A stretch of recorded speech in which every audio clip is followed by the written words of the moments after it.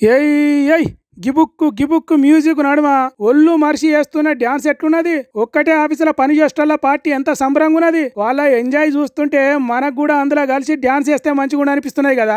ఇట్లా ఎకిలి చేష్టలు ఎర్రి వేషాలు ఎవరో తెలిస్తే ఆ శంప ఈ శంప వాయించేంత కోపం వస్తది. ఎందుకంటే వీళ్ళంతా ఎయిర్ ఇండియా ఆఫీసులో పనిచేసే నౌకరదారులు. వీళ్ళిట్లా పార్టీలో మునిగినాకనే విమానం కూలిపోయింది కావచ్చు, వీళ్ళ నిర్లక్ష్యంతోనే ఇంతమంది జీవిడ్చిండ్రు కావచ్చు అనుకోకుండ్రి. విమానం కూలినాకనే దాంట్లో ఉన్నోళ్ళు మెడికల్ కాలేజ్ హాస్టల్ తింటున్నోళ్ళు మొత్తం 259 మంది జీవిడ్చినాకనే అది జరిగిన కొద్ది రోజులకే ఇగో గిట్ల గంతులు వేసిండ్రు. ఇక వీళ్ళని ఏమనాలే, వీళ్ళు మనుషులా పశువులా, లేకుంటే మనుషులు చచ్చిపోతే ఆనందపడే రాక్షసులా? మన కంపెనీ విమానంలో జరిగిన టెక్నికల్ పొరపాటుతోనే 259 మంది చచ్చిపోయినరు అనే రంధ్యమని ఉన్నదా వీళ్ళకు? 2-3 రోజులలోనే ఇట్లా పార్టీ చేసుకోవాల్సిన అవసరం ఏమొచ్చింది? లుంగి డాన్సు గిబుక్కు గిబుక్కు మ్యూజిక్లు పెట్టుకొని ఎకిలి స్టెప్పులు వేసుకుంటా ఎగరాల్సినంత ఆనందం ఏమున్నది కావచ్చు. అగో తాడి చెట్టు అంతా పెరిగిండు, చూస్తే పెద్ద మనిషి తీరుగానే ఉన్నాడు, అందరికి మంచి చెడు చెప్పాల్సినోడు, కోట్ వేసుకొని ఉన్నోడు కూడా కొంగ తీరుగా ఎగురుతున్నాడు. చాలా రోజుల తర్వాత ఈ వీడియోలు బయటకు వచ్చినాక ఎయిర్ ఇండియా కంపెనీ ఈడ్చి తనినంత పనిచేసింది. సంప్రీత్ కోటియాన్,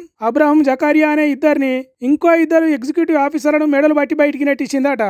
మీ బతుకులు జడ, మీదేం ఆనందం రా, విమానం కూలిందని దేశం మొత్తం బాధపడుతుంటే అదే విమానంలో పని చేసుకుంటా సంబరాలు చేసుకుంటారా అని సోషల్ మీడియా పబ్లిక్ పొట్టు తిడుతున్నారు. వీళ్లకు తిట్లు సరిపోవు, ఇట్లా చేసినందుకు ఉరి శిక్ష వేసినా తప్పు లేదనే ఇంకొంతమంది మండిపడుతున్నారు.